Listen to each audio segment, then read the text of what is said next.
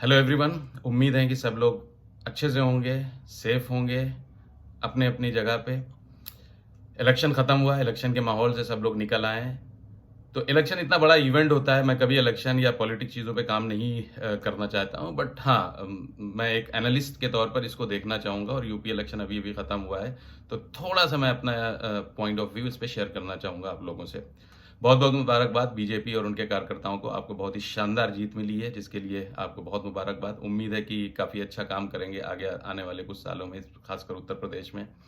और साथ में ही अखिलेश यादव और उनकी टीम और उनके कार्यकर्ताओं को भी मुबारकबाद, क्योंकि उन्होंने जो डिस्टेंस कवर किया है, वो जहाँ थे और जहाँ से आए, उसको उनको एक जीत की तरह से ही लेना चाहिए। गवर्नमेंट नहीं बना पाए वो एक अलग है, लेकिन उनको थोड़ा-सा समझ में आना चाहिए कि हाँ, उनके लिए ज़मीन है, थोड़ी और मेहनत करने की ज़रूरत है और कुछ चीज़ें सिर्फ़ मेहनत से नहीं होती हैं, दूसरी भी एलिमेंट्स हैं जिस पे मैं थोड़ा-सा बात करूँगा। पहली चीज़ आप ये देखें, बीजेपी कुछ साल जहाँ पहले थी और जो ओवरटोन उसका उनका हुआ करता था कि रिलीजियस और मज़हब और धर्म और उस पे वो ज़्यादा फ़ोकस करते थे। उनके बड़े-बड़े लीडर आकर भी कुछ ऐसी चीज़ें बोल जाते थे जो उनको नहीं बोलना चाहिए। खैर, तो इस इलेक्शन में उन्होंने उस चीज़ से थोड़ा-सा अपने को किनारे किया है। वो उतनी ज़्यादा उस पे एम्फसाइज़ नहीं कर रहे थे। क्यों? क्योंकि उनको ये समझ में आ गया था कि इन सब चीज़ों की शेल्फ लाइफ होती है। कुछ दिन तक ही इंसान की ज़िंदगी में रहता है, माइंड में चलता है, लेकिन आखिर में वो अपनी दूसरी चीज़ों पे को अहमियत देना शुरू कर देता है। जैसे कि उसके घर का खर्चा कैसे चल रहा है, नौकरी वगैरह ये। और आप इस बड़ा इंटरेस्टिंग है और मुझे कहीं न कहीं लगता है कि बीजेपी की टीम जो है, उनके पास ना कि सिर्फ़ पॉलिटिशियन है, उनके पास एक बहुत बड़ी और अच्छी टीम साइकोलॉजिस्ट की भी है।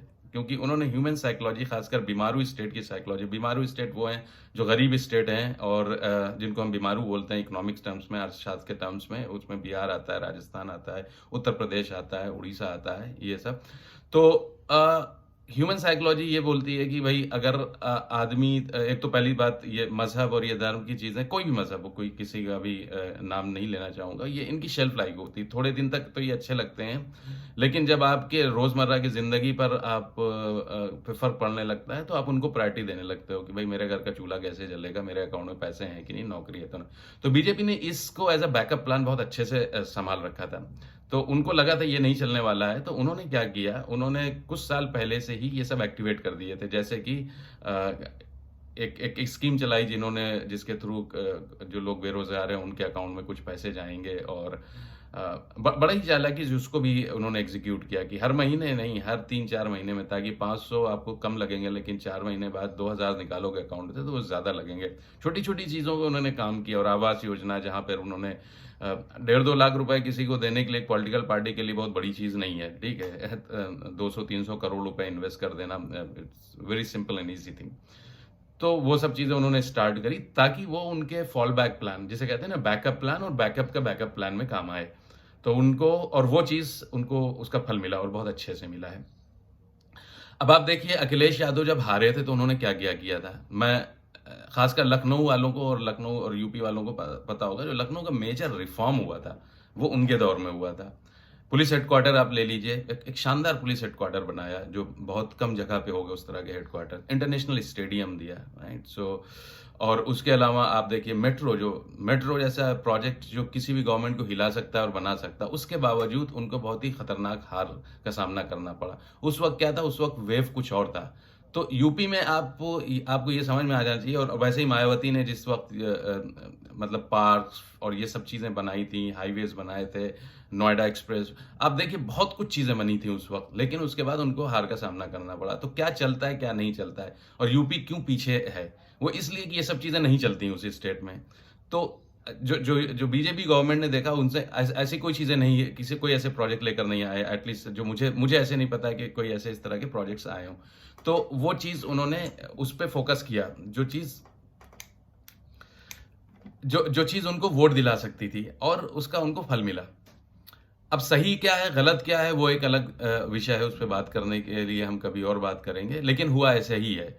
वरना आप ये सोचिए, बेरोज़गारी, ऑक्सीजन, हमने और सबने अपने घर के लोगों को मरते हुए देखा है, ठीक है? और सारी प्रॉब्लम्स हैं, आप किसी से बात करिए, वो सारी प्रॉब्लम, लेकिन वोट वहीं जाएगा।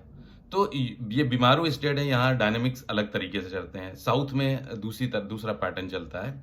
तो बीजेपी ने बहुत अच्छे से उसको एनालाइज़ कर रखा था। अब आइए समाजवादी, समाजवादी को क्या करना चाहिए और क्या किया? समाजवादी ने जो कुछ किया है, मुझे नहीं लगता उसमें उन्होंने कोई कमी छोड़ी है। सिर्फ़ एक चीज़ जो उन्होंने नहीं करी वो ये कि उनको थोड़ा-सा बीजेपी की स्ट्रेंथ को समझना चाहिए। जो वो काम 6 महीने पहले कैंपेन नहीं, कैंपेन आपका उस दिन से स्टार्ट होता है जिस दिन से आप इलेक्शन हारते हैं। ये पूरा 5 साल का होता है और आपका शोर वैसे ही होना चाहिए। आप सड़कों पे आए इश्यूज़ को लेकर, आप कभी नहीं आए। कितनी रैली पहले होता नहीं था कि रैलियाँ लिखती थी निकलती थी, अन्ना जी बैठ जाते थे, कहीं क्या कोई हो जाता था, ये सब चीज़ें कुछ नहीं हुआ। मतलब इस तरह की चीज़ें लगभग ख़त्म ही हो गई यूपी में। तो आप अचानक से 6 महीने के बाद आएँगे, 6 महीने के लिए आएँगे और सारी चीज़ें कहेंगे, तो थोड़ा-सा मैसेज में वो कमी रह जाती है। मुझे नहीं लगता कि इसके अलावा कोई बाकी कुछ लैप्स हुआ है अखिलेश यादव के और उनकी पार्टी की तरफ से। उन्होंने जो कुछ कर रखा था, सारी इक्वेशंस उन्होंने और सारे मैट्रिसेस बहुत अच्छे से कैलकुलेट किए थे वहाँ पे। जो और इस रिज़ल्ट से उनको उनको मायूस भी नहीं होना चाहिए, क्योंकि ये रिज़ल्ट बहुत ही अच्छा है उनके हिसाब से। आप ये देखिए ना वेव क्या चल रही है। इंडिया में आप ये ना देखिए आप डेवलपमेंट क्या कर रहे हैं, ये सब नहीं चलने वाला है। बीमारू स्टेट में नहीं चलने वाला है, 50 साल का इतिहास रहा है। कांग्रेस ने भी कुछ नहीं किया, तो वो वोट जीतती थी, बराबर जीतती थी यूपी में। उन्होंने वही सब ये योजना, वो योजना, आप हर घर में पैसे पहुँचाते रहो। और और गरीब गरीब स्टेट्स का की ये पहचान भी होती है। जैसे होता नहीं कि हाँ भाई मुझे कुछ काम ना पड़ना चाहिए, मेरे मेरे घर में राशन आता रहे, मेरे अकाउंट में थोड़े से पैसे रहें, मुझे काम ना करना पड़े और वो खुश हैं। और यही यही होता आया है, आज नहीं है, ये कोई पहली बार नहीं हुआ। 20 साल, 25 साल, 30 साल कांग्रेस कांग्रेस के टाइम में भी यही सब चीज़ें चलती थीं। तो इन सब के तहत और जो ये सारी चीज़ें थी, ये फॉल बैक प्लान जिसको कहते हैं, बैकअप का बैकअप प्लान ये था बीजेपी का कि अगर हमारा जो ओरिजिनल मुद्दे हुआ करते थे, जो जिस पे वो हमेशा से गवर्नमेंट बनाते आए हैं, वो कहीं फेल हुए तो ये हमारे बैकअप प्लान काम आ जाएँगे। जो आए, जो बहुत अच्छे तरीके से आए। कांग्रेस खत्म होना ही था और उसमें किसी साइंटिस्ट की ज़रूरत नहीं है ये बताने के लिए उसको क्यों खत्म होना है वहाँ से और क्यों उसको, क्योंकि आई मीन बड़ा बेसिक्स है। अगर मैं उठा के देखूँ वो किन लोगों को टिकट देते हैं, पहले तो वही उनकी प्रॉब्लम है कि बाप ने अगर इलेक्शन जीता है तो बेटे को टिकट मिलेगा, किसी के रिश्तेदार को मिलेगा, और या क्रोनी कैपिटलिस्ट या उनके जो उस तरह के लोग हैं वो हमेशा उन्हीं को टिकट देते आए हैं। वो ज़मीन से जुड़े लोगों को शायद बहुत कम ही टिकट देते हैं और वही उनकी कमज़ोरी रही है। और मुझे नहीं लगता कि जल्दी उनकी कोई रिकवरी होने वाली है। और वो जो स्पेस खाली हो रहा है कांग्रेस की तरफ से, मुझे ऐसा लगता है कि बीजेपी आने वाले दिनों में एटलीस्ट 20-25 साल में एक नेशनल पार्टी उभर कर आएगी और रहेगी, वो अपना स्पेस बनाए रखेगी। और ये रीजनल पार्टी थोड़ा सा अलग सा डायनामिक्स इवॉल्व होगा, जैसे आम आदमी पार्टी है और तृणमूल कांग्रेस है। ये लोग थोड़ा सा नेशनल लेवल पे अपने हाथ पैर फैलाना शुरू करेंगे। तो ये सब होगा। बहरहाल बीजेपी को मुझे नहीं लगता है फिलहाल कोई खतरा है। यूपी में अखिलेश यादव की टीम को चाहिए कि उनको तैयारी करना चाहिए अगर सचमुच और सीरियस है। ऐसा नहीं कि अगला इलेक्शन आ रहा है और 6 महीने पहले से इलेक्शन से जस्ट 6 महीने पहले रैलियाँ निकालना शुरू कर दी।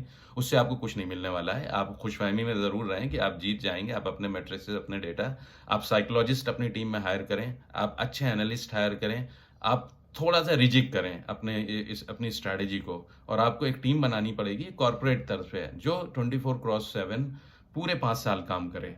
ठीक है? लोगों के सिरों में आपको घुसना है, लोगों को बताना है कि ये चीज़ मैंने की है, ये चीज़ मैं करूँगा, तब कहीं जाके डेंट कर पाएँगे।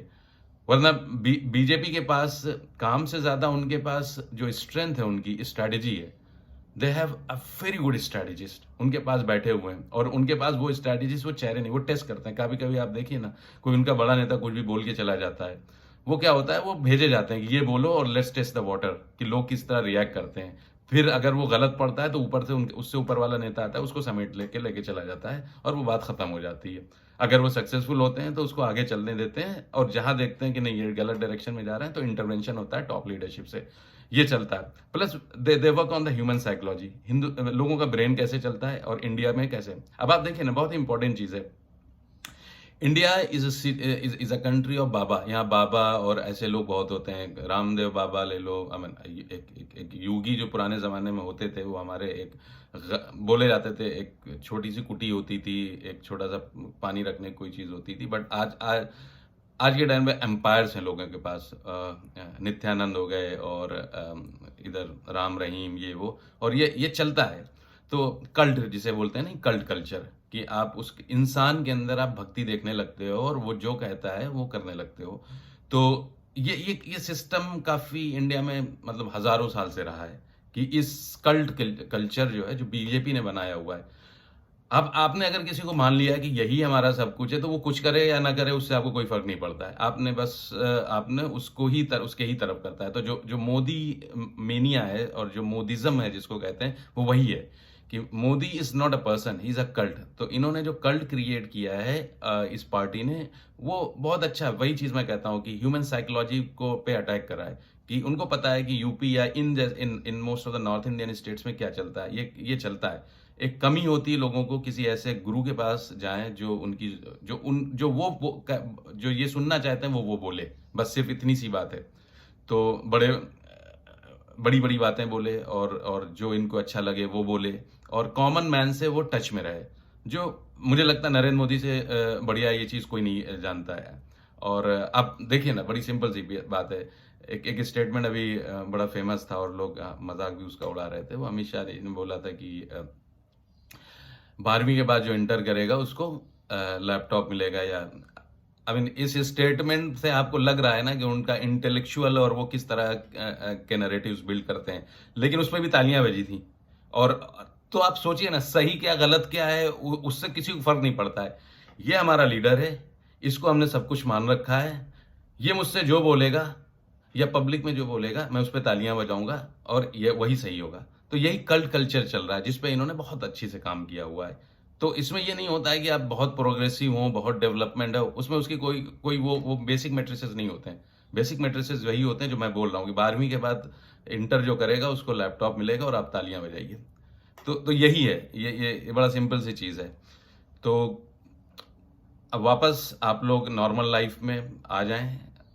इलेक्शन का टाइम थोड़ा सा होता है, वो ख़त्म हो गया है। जो लोग जीते हैं उनको मुबारकबाद देते हैं और उम्मीद है कि लोग ये चीज़ समझने की कोशिश करेंगे कि आने वाले दिनों में, अभी तो नहीं लेकिन आने वाले 10 साल फॉरवर्ड बहुत चीज़ें चेंज होने वाली हैं। आपको प्रोग्रेसिव लीडर्स चाहिए जो जो काम करें, जो डिलीवर करें, क्योंकि आप बहुत पीछे रह जाएंगे और बहुत पीछे इस तरह नहीं रह जाएंगे कि आप बहुत पीछे इंडिया में ही रह जाएंगे।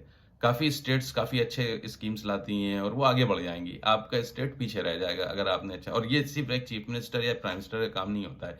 अपोजिशन जो लीडर्स जीतते हैं उनका भी काम होता है। हार जीत कुछ भी हो, लेकिन एक बार इलेक्शन खत्म हो गए, आपको अपनी कंस्टिट्यूएंसी में सर्व करना है, आपको अपनी कंट्री को सर्व करना है, आपको अपनी स्टेट्स को सर्व करना है, एक शानदार स्टेट बनाना है और तभी आप अच्छे लीडर होंगे।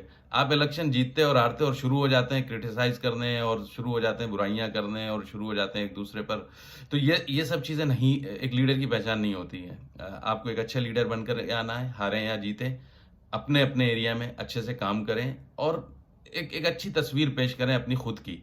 और हर इंडिविजुअल जो जीतता है, मान लीजिए समाजवादी पार्टी में की हारी है, लेकिन जो लोग जीते हैं अगर अच्छा अच्छा काम करेंगे अपने अपने एरिया में न, तो वो एक सिंबल भेजेगा उसके पास के कंस्टिट्यूएंसी में। अगर वो हारे होंगे तो वो लोग बोलेंगे अच्छा वो दूसरी पार्टी होगी तो वो लोग इनको एग्जाम्पल देंगे, देखो मेरे पास भी कंस्टिट्यूएंसी में वो फला पार्टी का लीडर है और उसने बहुत अच्छा काम किया है, तुम क्यों नहीं कर रहे हो।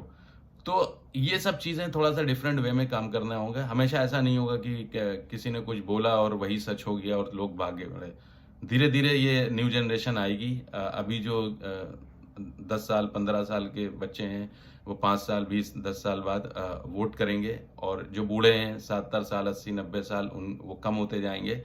तो ये जो नई जनरेशन है इसका थॉट प्रोसेस डिफरेंट है और इसके हिसाब से अगर ये हमारे लीडर्स जो जो पॉलिटिकल लीडर्स हैं ये अपने को चेंज नहीं करते हैं तो ये हमेशा हारते रहेंगे, रोते रहेंगे और टीवी एनालिसिस वाले जैसे करते नहीं है, जीतने के बाद वो बताते हैं कि ये होना चाहिए, ये नहीं होना चाहिए था। वो बड़ा आसान होता है कि जीतने और हारने के बाद आप लेक्चर दे रहे हो, लेकिन एक पॉलिटिकल पार्टी या टीम के लिए मुश्किल होता है सारी डायनामिक्स को ईजिली समझना। और ये 5 साल का पूरा काम है, ये नहीं कि आप 6 महीने पहले उठे और शुरू हो गए और इस उम्मीद के साथ शुरू हो गए कि आप जीत जाएंगे इलेक्शन।